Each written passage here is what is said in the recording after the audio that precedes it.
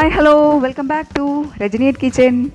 ഞാൻ 4 തരം ജ്യൂസസ് ആണ് ഇവിടെ കാണിക്കാൻ പോകുന്നത്. വാട്ടർമെലൺ മിൻറ്റ് ജ്യൂസ്, കോവയ്ക്ക ജ്യൂസ്,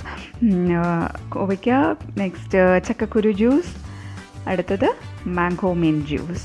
ഇതാണ് ഞാൻ കാണിക്കാൻ പോകുന്നത്. അപ്പോൾ എല്ലാവർക്കും ഇഷ്ടമാവുമെന്ന് വിചാരിക്കുന്നു. ഈ റെസിപ്പീസ് എല്ലാം വളരെ അടിപൊളിയായിട്ടുള്ള 4 ജ്യൂസസാണ്. ട്രൈ ആവുന്നതാണ് നിങ്ങൾക്ക്. വാട്ടർമെലൻ്റെ കുരു എല്ലാം നന്നായിട്ട് മാറ്റി വയ്ക്കുക. ഒരു 1-1.5 ഗ്ലാസ് ഞാനിപ്പോൾ ഈ എടുത്തിരിക്കുന്നതിൽ കിട്ടുള്ളൂ. അപ്പോൾ എത്ര ആളുണ്ട് അതിനനുസരിച്ചുള്ള ഇഞ്ചിയുടെയും മിൻറ്റിൻ്റെയൊക്കെ അളവ് കൂട്ടുക.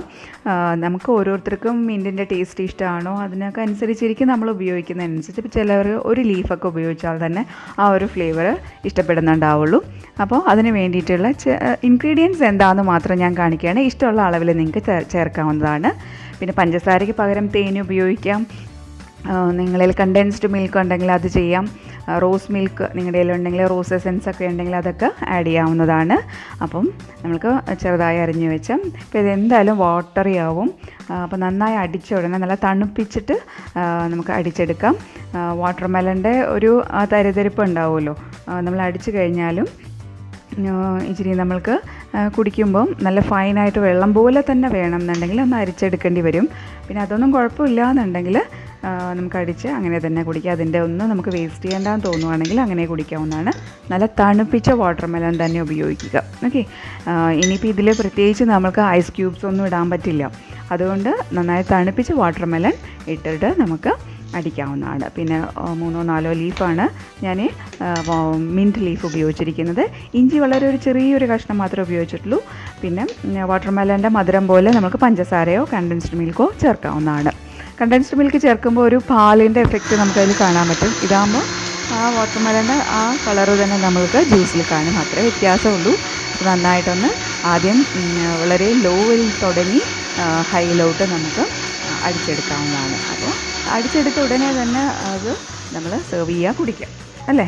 അപ്പോൾ ഒരു അടിപൊളി ഡ്രിങ്ക് തന്നെയാണ് അത്. വാട്ടർമെലൻ്റെ കൂടെ മിൻറ്റ് ചേരുമ്പോൾ നല്ലൊരു ഫ്ലേവർ, നല്ലൊരു ടേസ്റ്റ് കൊടുക്കുന്നുണ്ട്. അപ്പോൾ എല്ലാവർക്കും ഇഷ്ടമാവും. ഇപ്പോൾ നോമ്പ് തുറയൊക്കെ ചെയ്യുന്ന മുസ്ലിംസിന് അവർക്കും അത് ഉപയോഗിക്കാൻ സെർവ് ചെയ്യാൻ പറ്റിയൊരു ഡിഷ് തന്നെയാണ്. എന്തായാലും ചെയ്ത് നോക്കൂ. ഇനി നെക്സ്റ്റ് നമ്മളുടെ ജ്യൂസായ മാംഗോ മിൻറ്റ്, അതാണ് ഞാൻ കാണിക്കാൻ പോകുന്നത്. ഒരു അടിപൊളി റെസിപ്പിയാണ് കേട്ടോ. മാംഗോയും മിൻറ്റും തമ്മിൽ നല്ലൊരു കോമ്പിനേഷനാണ്. അപ്പോൾ നല്ല പഴുത്ത മാങ്ങ, പുളിയൊന്നും ഉണ്ടാവരുത്. കുറച്ച് മിൻറ്റ് അത് നമുക്ക് ആവശ്യത്തിനനുസരിച്ച് ഇടാം. മധുരത്തിന് പഞ്ചസാര. ഇതിൽ ഞാൻ പാല് ചേർക്കുന്നുണ്ട്. പാല് നല്ല നേർപ്പിച്ച് തന്നെ ഉപയോഗിക്കുക. അപ്പോൾ നല്ല തണുത്ത പാല് നല്ലവണ്ണം തണുപ്പിച്ചതിന് കുറച്ചുകൂടെ നമുക്ക് ഐസ് ക്യൂബ്സ് ഇട്ട് ലൈറ്റാക്കിയിട്ട് വളരെ ലൈറ്റ് കളറിൽ നമുക്ക് പാലിൻ്റെ എഫക്റ്റ് നല്ലോണം കുറച്ച് നമുക്ക് ഈ ജ്യൂസ് ഉണ്ടാക്കാവുന്നതാണ്. അപ്പോൾ അതും നല്ലൊരു ടേസ്റ്റാണ്. നല്ല തിക്കായിട്ടുള്ള പാലിൽ നല്ല സ്മൂത്തി പോലെ കഴിക്കാനും നല്ലതാണ്. അപ്പോൾ ആദ്യം നമുക്ക് ആവശ്യത്തിന് മിൻറ്റ് ലീഫ്, പഞ്ചസാര, കുറച്ച് പാല്. ഇപ്പോൾ ഇത്രയും നമ്മൾ ഇതിപ്പോൾ ഏകദേശം ഈ ഗ്ലാസ്സിന് തന്നെ ഒരു ഗ്ലാസ്സേ കിട്ടുള്ളൂ. 2 പേർക്കൊക്കെ സെർവ് ചെയ്യാൻ. അപ്പോൾ അതുപോലെ ഞാൻ പറഞ്ഞ പോലെ നല്ല കട്ടിപ്പാലാണ് ഞാൻ എടുത്തിരിക്കുന്നത്. അപ്പോൾ ആദ്യം ഒന്ന് ക്രഷ് ചെയ്യാനായിട്ട് കുറച്ച് പാല് വേണമെങ്കിൽ ചേർത്ത് നമുക്ക് അടിച്ചെടുക്കാം. എന്നതിന് ശേഷം ഫുൾ പാല് മിക്സ് ചെയ്യുക. അപ്പോൾ ആദ്യം നമ്മുടെ മിൻറ്റൊക്കെ നന്നായി മാംഗോ ആയി യോജിച്ച് വരട്ടെ.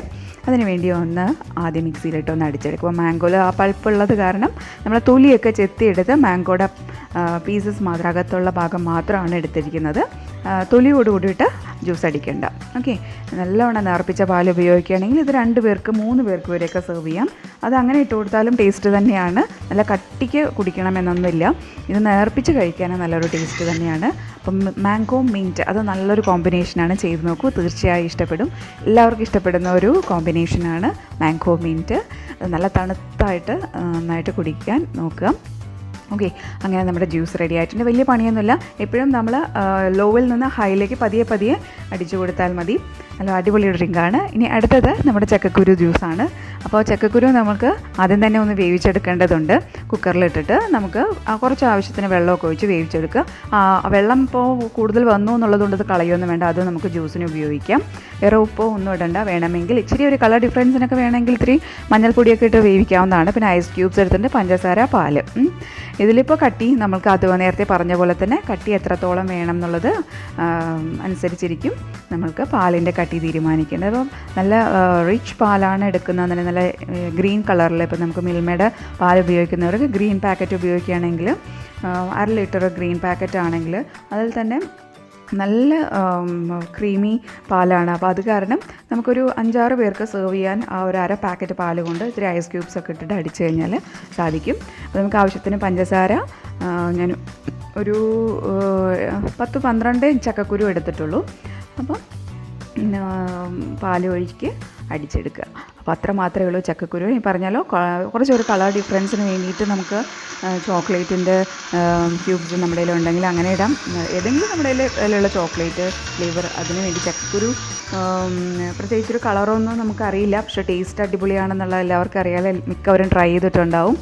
അപ്പോൾ അതിൻ്റെ കൂടെ നമുക്ക് ഡിഫറെൻ്റ് ഒരു ഫ്ലേവർ കിട്ടാനായിട്ട് കുറച്ച് വാനില എസൻസ്, പിന്നെ ചോക്ലേറ്റിൻ്റെ ഫ്ലേവർ ഇഷ്ടമാണെങ്കിൽ ചോക്ലേറ്റിൻ്റെ ഫ്ലേവർ, അതൊന്നും വേണ്ട, ഒരു കളർ മാത്രം ചേഞ്ച് ആയാൽ മതി എന്നുണ്ടെങ്കിൽ കുറച്ച് മഞ്ഞൾപ്പൊടിയൊക്കെ ഇട്ടിട്ട് നമുക്ക് നല്ലൊരു ജ്യൂസ് ഒരു ഡിഫറെൻറ്റ് കളറിലാക്കി എടുക്കാവുന്നതാണ്. അപ്പോൾ നമ്മൾ ചക്കക്കുരുവിനെ നല്ലൊരു വേറൊരു കളറിലേക്ക് നമുക്ക് മാറ്റാവുന്നതാണ്. അപ്പോൾ അങ്ങനെ ചക്കക്കുരു ജ്യൂസും റെഡിയായി. അപ്പോൾ ഇത് മിക്കവരും ട്രൈ ചെയ്ത ഒരു റെസിപ്പിയാണ്. ഇപ്പോൾ ട്രെൻഡിങ് ആയിക്കൊണ്ടിരിക്കുന്ന ഒരു റെസിപ്പിയാണ് ചക്കക്കുരു ഷേക്കും ചക്കക്കുരു ജ്യൂസും എല്ലാം. അപ്പോൾ എല്ലാവരും ട്രൈ ചെയ്ത് നോക്കൂ. സ്വരകന്യക ജ്യൂസ് എന്നാണ് ഈ ജ്യൂസിന് ഇപ്പോൾ അറിയപ്പെടുന്നത്, എല്ലാവർക്കും അറിയാമല്ലോ. അപ്പോൾ നമ്മുടെ നെക്സ്റ്റ് റെസിപ്പിയിലോട്ട് പോവാം. നമ്മുടെ കോവയ്ക്ക ജ്യൂസ്. ഇതിപ്പോൾ ആരൊക്കെ ട്രൈ ചെയ്തിട്ടുണ്ട്.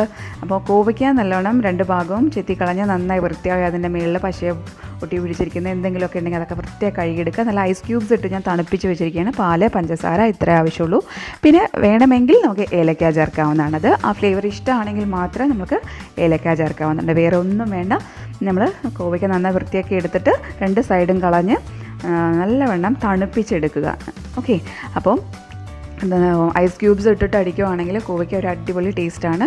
ഞാനിവിടെ ഒരു 8-10 കോവയ്ക്ക എടുത്തിട്ടുള്ളൂ, ഒരാൾക്ക് സെർവ് ചെയ്യാൻ വേണ്ടി മാത്രം. 8 എണ്ണമെങ്കിലും ഒരാൾക്ക് വേണ്ടി സെർവ് ചെയ്യാനായിട്ട് എടുക്കുക. അപ്പോൾ കോവയ്ക്കാണെന്ന് തന്നെ അറിയില്ല, അത്ര നന്നായി ഇപ്പോൾ ഐസ് ക്യൂബ്സ് ഇട്ട് അരയ്ക്കുന്ന കാരണം നന്നായി അരഞ്ഞ് കിട്ടും. ആവശ്യത്തിന് മധുരം ഇടുക, ഏലക്ക ഒന്ന് ചതച്ച് വേണമെങ്കിൽ ഇടുക. നന്നായിട്ട് അതിന് നിങ്ങൾ ഇത് അരിച്ചെടുക്കുകയൊന്നും വേണ്ട, നന്നായി തന്നെ അരഞ്ഞ് കിട്ടും. നമ്മൾ കോവയ്ക്കയാണ് കുടിക്കുന്നതെന്നറിയില്ല. നല്ല തണുപ്പിച്ച പാല്, അതുപോലെ നേർപ്പിച്ച പാലായാലും കുഴപ്പമില്ല. അത് നമ്മുടെ നേരത്തെ ജ്യൂസ് പറയുന്ന പോലെ തന്നെ പാൽ ഏത് തരം പാലെടുക്കണം, എത്ര ലിക്വിഡായിട്ടുള്ള ഫോമിലാണ്. നമുക്ക് ചിലർക്ക് പാല് ഇഷ്ടമല്ലാത്തവരുണ്ട്, അല്ലെങ്കിൽ പാലിൻ്റെ അത്രയും കട്ടിയുള്ള പാല് കഴിക്കാൻ പാടാത്തവരുണ്ട്. അപ്പോൾ അതൊക്കെ അനുസരിച്ച് നിങ്ങൾ ജ്യൂസിൽ പാല് ചേർത്തോളൂ.